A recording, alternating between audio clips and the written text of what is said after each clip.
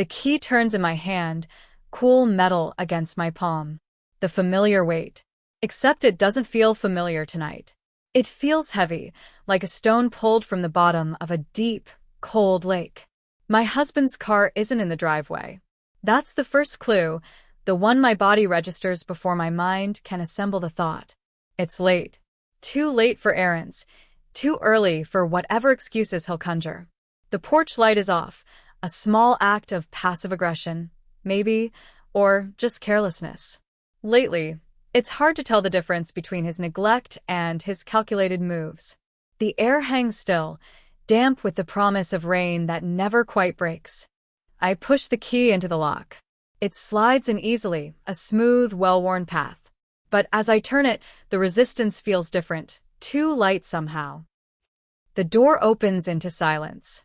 Not the comfortable silence of an empty house waiting for its inhabitants to return, but a vacant, breathless quiet. My footsteps on the hardwood floor echo louder than they should. I close the door behind me, the click of the latch sharp in the stillness. A chill runs down my spine that has nothing to do with the temperature. It's the silence of a house that has been emptied, not just of people, but of its very soul. I walk through the living room, the furniture stark in the dim light filtering from the streetlights outside. The usual clutter of magazines, a discarded throw blanket, gone. A cold, clean emptiness has settled over everything. It feels scrubbed bare. My heart starts to pound, a frantic drum against my ribs. This isn't right. This is wrong. Deeply, fundamentally wrong. I move towards the kitchen, calling his name, my voice thin and shaky. No answer. Just the echo of my own fear. The kitchen is the same.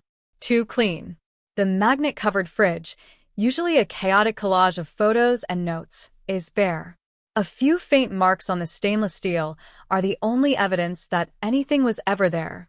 The silence stretches, tight and suffocating. Then I see it. The note on the kitchen counter, placed neatly under a ceramic salt shaker I didn't recognize. It's his handwriting, hurried, scribbled on a torn piece of paper. My eyes scan the words, but they don't make sense at first. Jumbled letters forming impossible sentences. Gone. Need space. Be back soon. Don't worry. My hands are shaking so badly, I almost drop the paper. A wave of nausea washes over me. Gone? Need space? From me? In our house. But even as the initial shock hits, a colder, more logical part of my brain starts to piece things together. The emptiness. The note. His car gone. It's not just a temporary absence. This is something else. Something planned. Something deliberate. A knot of dread tightens in my stomach, cold and hard. What has he done?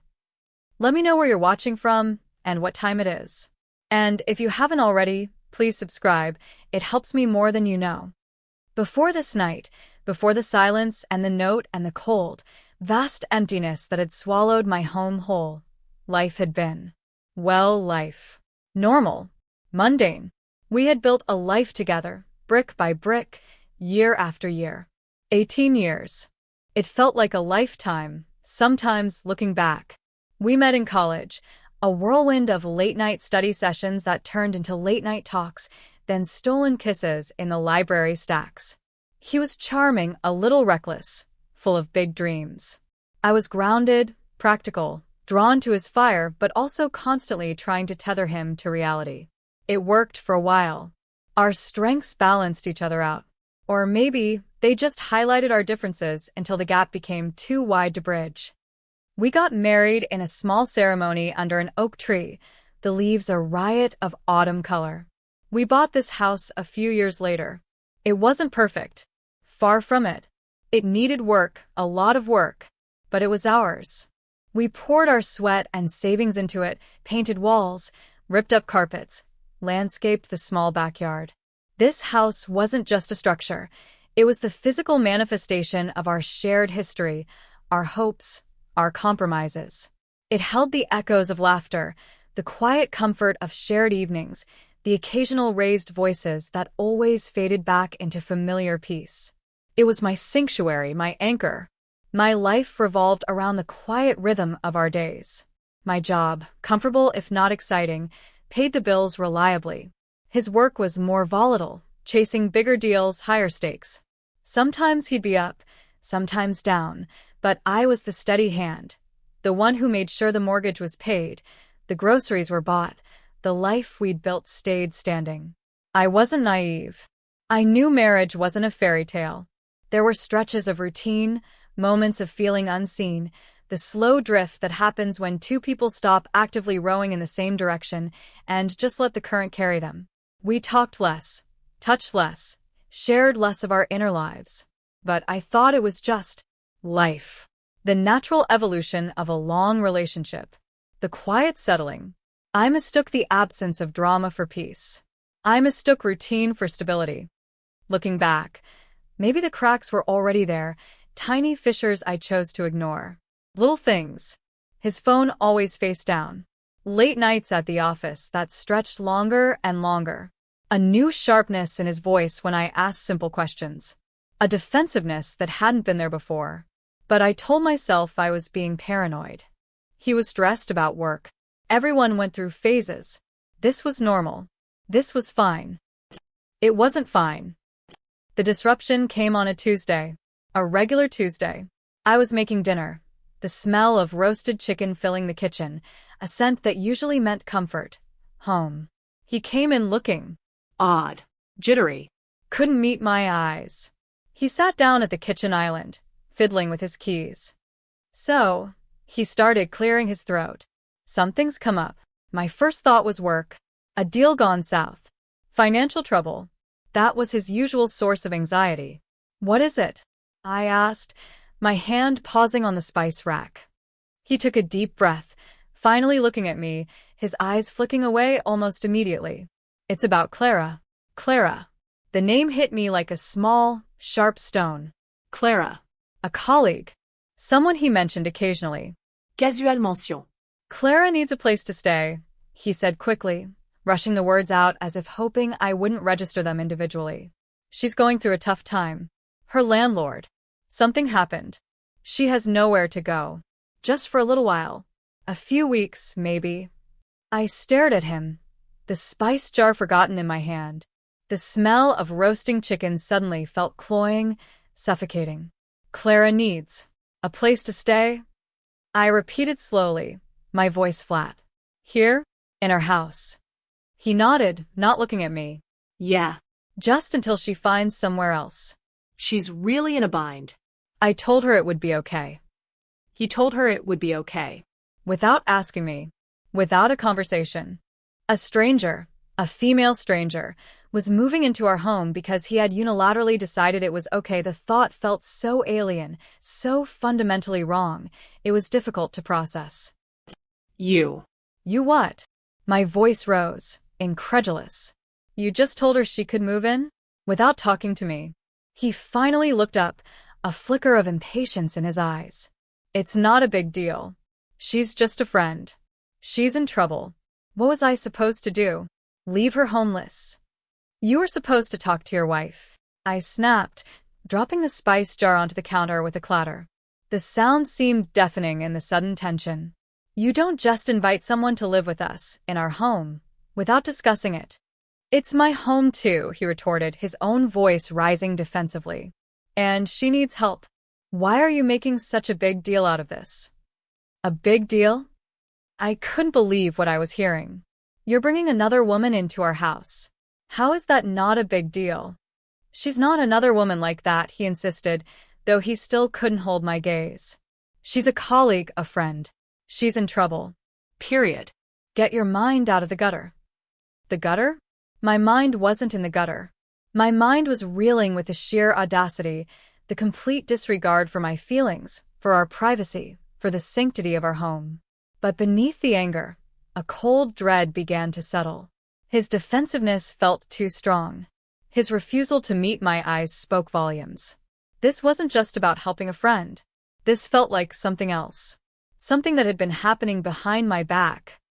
Despite my protests, my arguments, my pleas, he was immovable. Clara was moving in. He had already told her. It was a done deal. He made it sound like I was being unreasonable, cold-hearted, paranoid. He twisted my valid concerns into a personal failing. And, exhausted and blindsided, I found myself standing in my kitchen, the smell of dinner suddenly nauseating, the reality of a stranger invading my home settling in. The day Clara arrived felt like an invasion. She didn't have much luggage, just a few suitcases and boxes, but her presence filled the space immediately, altering the atmosphere. She was polished. Too polished. Perfect hair, perfect makeup, clothes that looked expensive but casual. She moved with an unnerving confidence, as if she already belonged there. My husband was solicitous, helpful, almost deferential. He showed her to the spare bedroom, helped her unpack a little. They laughed together, a sound that felt alien and unwelcome in our hallway. I hovered on the periphery, feeling like an intruder in my own home. Her initial interactions with me were civil, almost overly sweet.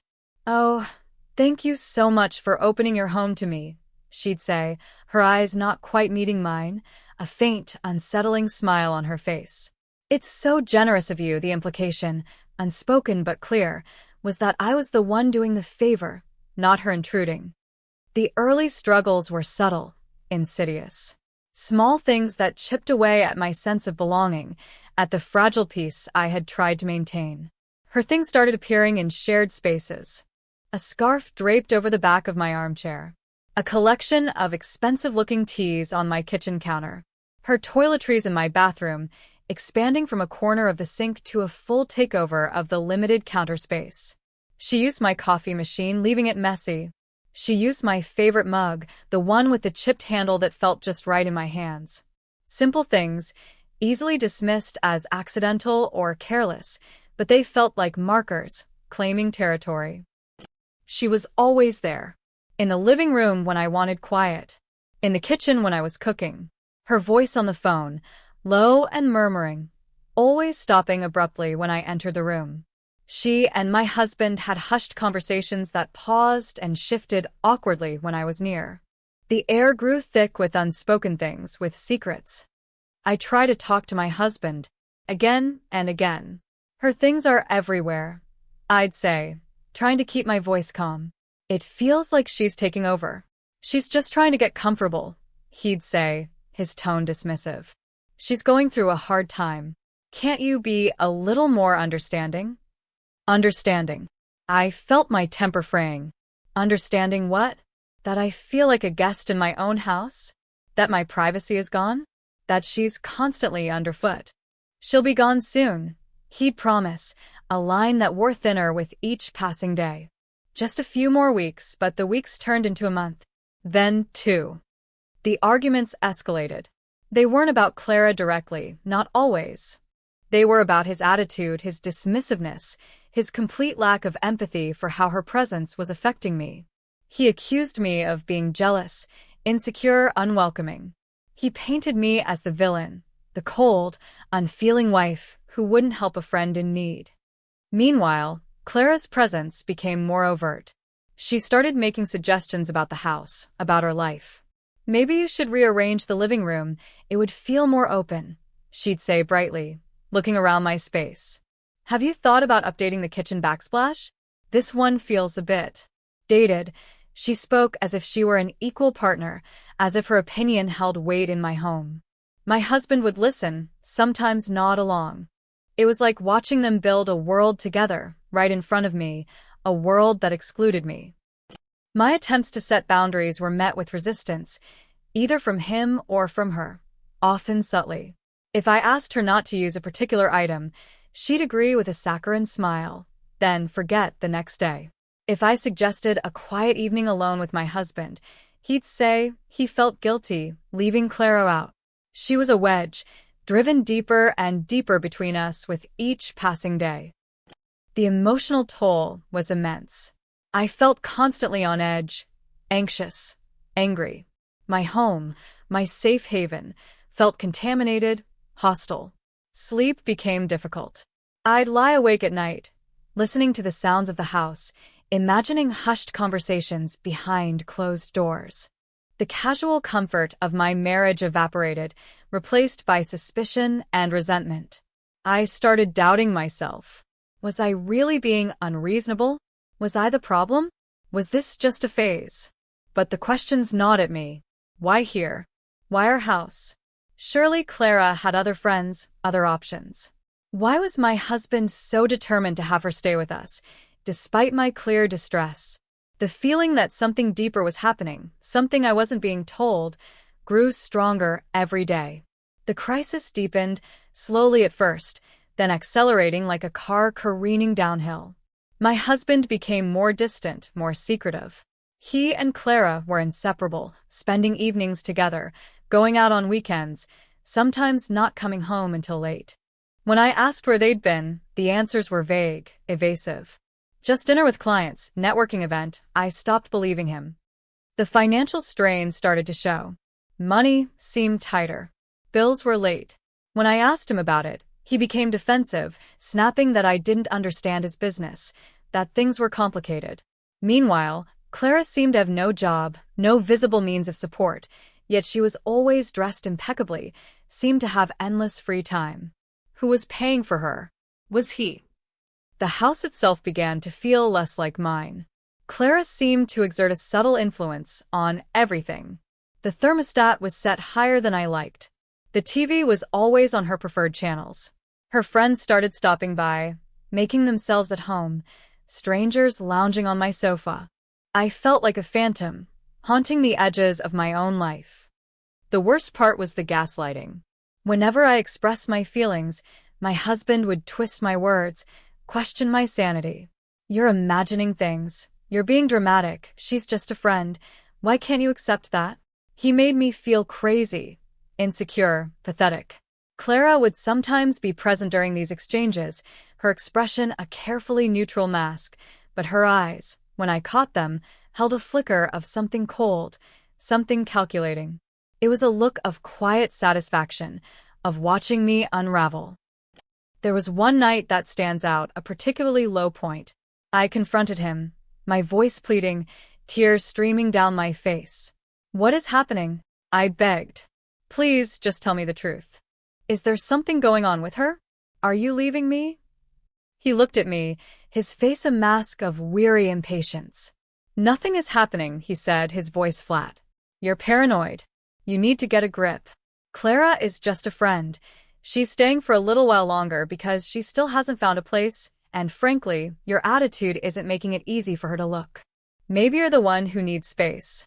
That last sentence hung in the air between us, heavy with unspoken threat. Maybe you're the one who needs space. The implication was clear. If I couldn't handle the situation, if I couldn't accept Clara, then maybe I was the one who should leave. In my own house. The thought was a physical blow. I stumbled back, feeling dizzy, my world tilting on its axis.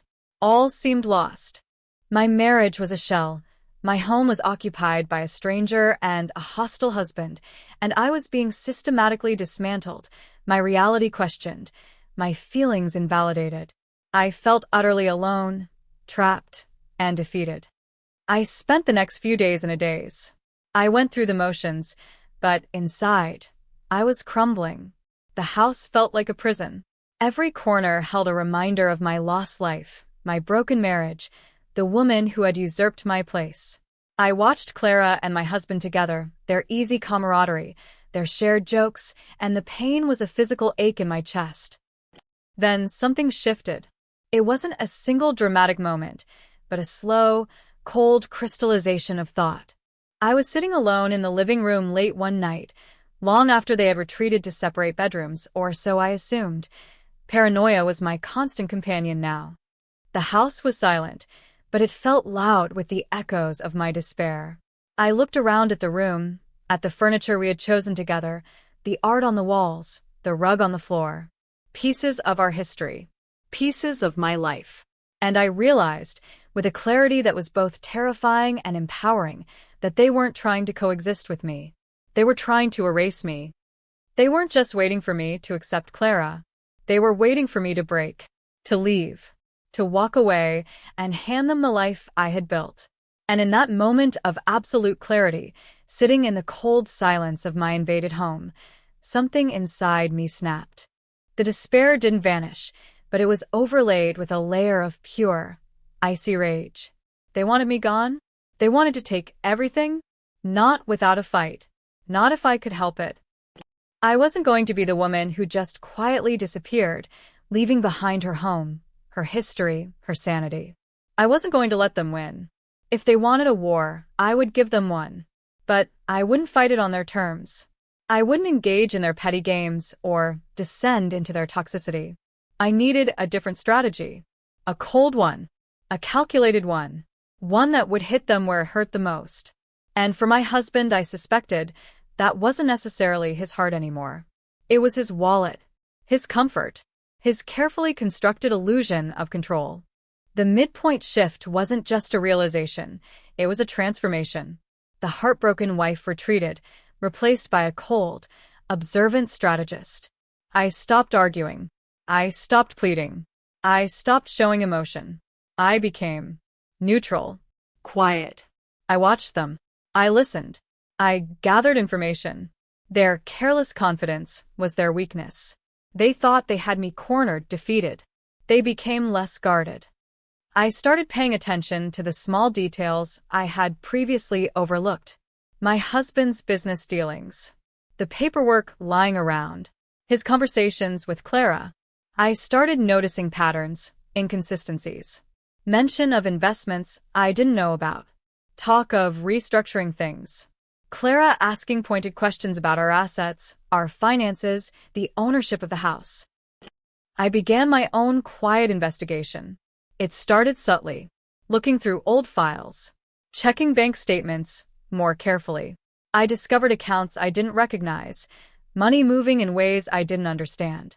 His business, which he always claimed was struggling, seemed to have complex transactions involving shell companies and large transfers I couldn't trace. Clara's name appeared on some of these documents, not as an employee, but in a different capacity, one that hinted at a deeper, possibly financial, entanglement between them. The deeper I dug, the clearer the picture became. This wasn't just an affair or a temporary living situation. This was something more. Something predatory. I suspected they were planning to get rid of me, either by pushing me out through making life unbearable, or perhaps through a swift, one-sided divorce that would leave me with nothing. Clara wasn't just a mistress, she was a collaborator, perhaps using him, or perhaps they were working together on something that involved getting their hands on whatever assets we had. And the house was central to it. My deepening crisis became one of silence and secrecy. I had to play the part of the downtrodden wife while I was building my case. It was the hardest performance of my life. I sat at the dinner table, making polite conversation, watching them exchange glances over my head, feeling a bitter satisfaction knowing they had no idea what was brewing beneath my placid surface. They thought I was weak, broken. They were wrong. I was gathering strength, quiet and invisible. I needed proof. Solid, undeniable proof of their intentions or their actions. I couldn't rely on suspicion or hurt feelings in court. I needed a paper trail. I spent hours after they went to bed, sifting through documents, scanning files, taking photos of anything that seemed relevant. I found emails, text messages on a tablet he thought I never used, financial records hidden in a locked drawer. The story they told was damning. Plans to simplify things, discussions about timelines, references to the asset, the house, I presumed, comments about my resistance and how to overcome it. The evidence mounted. It painted a clear picture of a calculated effort to remove me from the picture, to take what was mine, possibly using deception or even fraud in his business dealings, with Clara's involvement. The scale of the betrayal was breathtaking. It wasn't just that he didn't love me anymore. He was actively trying to destroy me. This cold fury, this need for vindication, became my fuel. It replaced the tears, the self-pity, the confusion. Every piece of evidence I found was a small victory, a confirmation that I wasn't crazy, that my instincts had been right all along. They had underestimated me. They saw me as the quiet wife, the homemaker, easily manipulated. They didn't see the steel that had formed inside me over years of holding things together, of being the steady one. The turning point arrived when I had enough. Enough evidence, enough certainty, enough quiet resolve. I had been in contact with a lawyer, recommended by a trusted friend of a friend, someone discreet, sharp, ruthless, when necessary.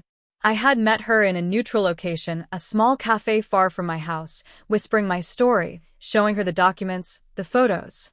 She had listened patiently, her expression grave. "This is serious," she had said, her voice low. "They're not just having an affair. They're planning something. Something that could leave you very vulnerable." We developed a strategy. A counterplan. It was audacious, risky, but she believed it could work. It involved leveraging the specific structure of our assets, the evidence I had gathered, and the element of surprise. It hinged on their overconfidence, their belief that I was helpless. The final decision was made late one night. I stood in the middle of the living room, bathed in the pale moonlight. The house was silent, the air thick with their sleeping presence in other rooms. It felt like a stage setting for a play I was finally ready to perform. The fear was still there, a low hum in my veins, but it was overshadowed by a sense of grim determination. This was it. The time for planning was over. The time for action had come. I would not be pushed out. I would not be erased. I would reclaim my life, my dignity, and a fair share of what was mine. And I would do it in a way they would never see coming. The game had changed. I wasn't the pawn anymore. I was about to flip the board. The execution of the plan was a blur of quiet precision. I worked methodically over several days when they were out of the house. Packing wasn't about sentimentality. It was about strategy. What was legally mine? What did I need to start over? What could I leave behind that would serve my purpose? I didn't take the expensive furniture we'd bought together. I didn't take the art that held shared memories. I took my clothes, my personal documents, my grandmother's small antique chest, a few essential items. Anything that was solely mine or that I could easily prove was mine. The rest I left.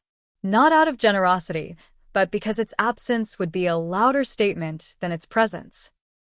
I arranged for a moving company to come early one morning while my husband and Clara were conveniently out for a business breakfast that I knew would last for hours. The movers were efficient, quiet. They emptied my closet, my dresser, the small office space where I kept my files. They carried out the boxes, loaded them onto the truck parked discreetly down the street.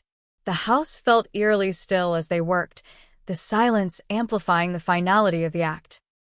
As the last box was loaded, I did a final walkthrough. The bedroom looked stark, my side of the closet empty, hangers swaying gently in the still air. The bathroom counter was bare, where my things had been. My car was parked outside, packed with a few things I needed immediately. I wasn't leaving everything behind forever. The legal process would handle the division of assets. But this physical departure was symbolic. It was about reclaiming control of my space, my life, on my terms. It was about sending a message before any papers were served. I made sure the lawyer was ready. She was in her office, prepared to initiate the proceedings the moment I gave the signal. Then I waited. I didn't stay in the house. That felt like tempting fate, or worse, getting drawn into a confrontation before I was ready.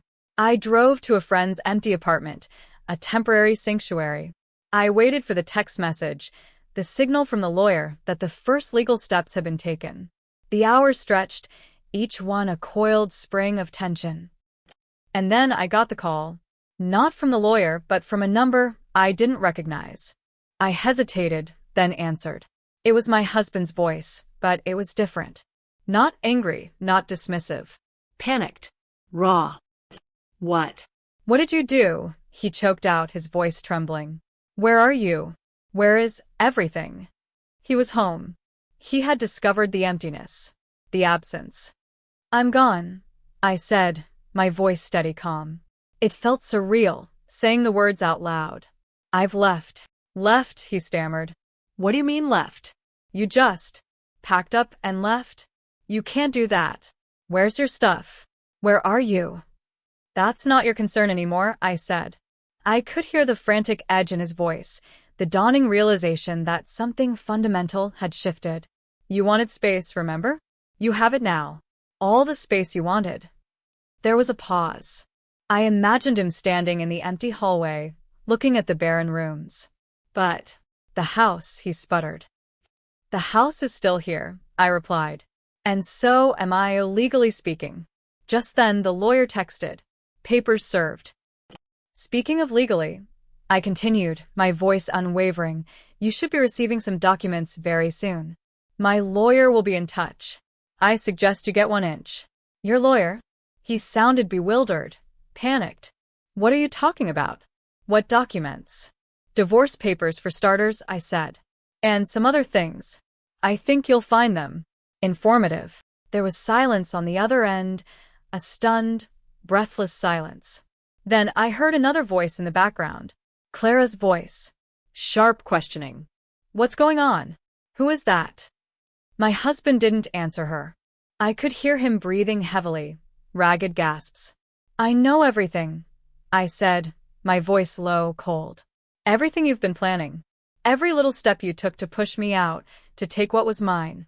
The business dealings, Clara's involvement, the plan for the house. I know all of it. And I have proof. That's when the dam broke. Not on my end. On his. A strangled sound, a sort of gasp and a cry, ripped through the phone line. It was followed by a thud. A heavy, collapsing sound. Hello. Clara's voice, now sharper, more demanding, came on the line. What was that? What did you say? Who are you? I hung up the phone. The silence on my end was profound. My hands were shaking, not from fear anymore, but from the sheer adrenaline and the release of months of tension. He had collapsed. The sound was unmistakable. The man who had systematically dismantled my life, invited his lover into my home, and plotted to leave me with nothing, had physically crumpled upon hearing that I knew, that I was prepared, and that I had already taken the first, irreversible step. But the collapse wasn't just about the divorce papers. That was only the beginning of his unraveling. The real twist, the part that blindsided him and Clara completely, was the depth of my preparation and the specific legal traps we had set based on their own actions. My lawyer wasn't just serving divorce papers. She was filing injunctions, demanding accountings, and presenting evidence that struck at the heart of his financial world, the very thing they had been trying to protect and expand at my expense. It turned out his struggling business was a complex web of questionable transactions and leveraged assets, some of which were tied, either directly or indirectly, to the equity in the house or to joint accounts he thought I didn't know about. Clara wasn't just helping him, she was a key part of these schemes, positioning herself to benefit significantly. The evidence I had gathered wasn't just proof of their plan to get rid of me. It also documented potentially fraudulent activities related to his business and her involvement. My lawyer used this not just for the divorce, but to freeze assets, challenge the legitimacy of certain transactions, and expose the financial relationship between them. The house itself was a major point. While we both technically owned it, I had put down the larger portion of the down payment, and my reliable income had been crucial in securing and paying the mortgage over the years, especially during his down periods. My lawyer argued that their attempts to force me out, coupled with the evidence of their financial maneuvering, constituted grounds for a favorable settlement for me, potentially including a forced sale of the house with me getting a disproportionate share of the equity, or even him being compelled to buy me out under punitive terms he couldn't afford. The collapse wasn't just the emotional shock of being caught, it was the sudden, devastating realization that their carefully constructed plan had backfired spectacularly. They thought they were removing a liability me to secure their financial future. Instead, my response had triggered a legal and financial cascade that threatened to expose their schemes and leave them with nothing, or worse, facing legal repercussions beyond the divorce. His collapse was the physical manifestation of his world imploding. He hadn't just lost a wife. He had lost control. He had lost his assumed financial security, and he faced the very real possibility of losing everything he had plotted to gain. Clara's subsequent panic, which I heard echoes of through mutual acquaintances and their increasingly desperate attempts to contact my lawyer, confirmed it. They were blindsided, not just by my departure, but by the legal storm that erupted immediately in its wake, a storm I had quietly gathered the clouds for while they were busy celebrating my perceived defeat. The victim, the quiet wife they had underestimated, had turned the tables and unleashed a force far more powerful than they had anticipated. The aftermath was not a moment of triumphant celebration. It was something far more complex, more muted. Winning felt less like a victory and more like a survival. The silence in the empty apartment where I stayed wasn't the suffocating silence of my invaded home. It was a vast, echoing quiet that held both peace and loneliness. He called again from a different number. Clara tried too. I didn't answer. All communication went through the lawyers. Their initial bluster and threats quickly dissolved into panic negotiations as my lawyer systematically dismantled their position, backed by the undeniable evidence I had provided. The house was sold. Just as my lawyer predicted, their financial entanglements and the nature of their plot meant I received a settlement that secured my financial future, leaving them with the wreckage of their schemes. I didn't take everything, but I took enough to rebuild, to start anew, free from the poison. There was no dramatic confrontation where I faced them down and delivered a final, searing monologue. That only happens in movies. In real life, the end of toxic relationships is often anticlimactic, a slow fade into silence and legal paperwork. My last image of him isn't of his collapse, but of the look on his face in the final, sterile meeting with the lawyers, a mixture of defeat, resentment, and a lingering, bewildered disbelief that I had been capable of this. Clara wasn't there. She had apparently distanced herself as soon as the legal storm hit, the partnership dissolving under pressure. The house was gone. The physical embodiment of our history, both good and bad, was gone. It hurt, a dull ache in my chest, saying goodbye to the walls that had held so much of my life. But it also felt like shedding a heavy skin, a necessary amputation to stop the spread of a disease. Rebuilding is slow work. There are days when the anger flares, hot and sharp. Days when the sadness settles, a heavy blanket of grief for the marriage that died, for the years that feel wasted. But mostly, there is a quiet sense of reclaiming myself, of rediscovering who I am without the constant performance, without the anxiety, without the weight of their betrayal. The lessons are etched into my soul. That home isn't just a place, it's a feeling, a sanctuary you carry within you, one that no one can invade without your permission. That trust, once broken, shatters into a million irreparable pieces. That underestimation can be a powerful weapon. And that sometimes the only way to win a fight you didn't ask for is to refuse to fight on the terms of those who attacked you, to find your own ground and strike where they are weakest. I am not the same woman who stood in that kitchen, smelling the roasting chicken, feeling her world tilt. The fire has been replaced by ice, the vulnerability by a hard-won resilience. I lost a marriage, a home, a version of my future.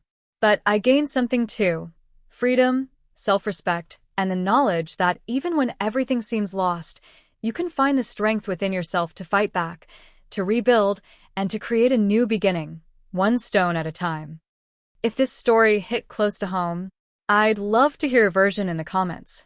Thanks for being here. Subscribing helps bring more of these to life.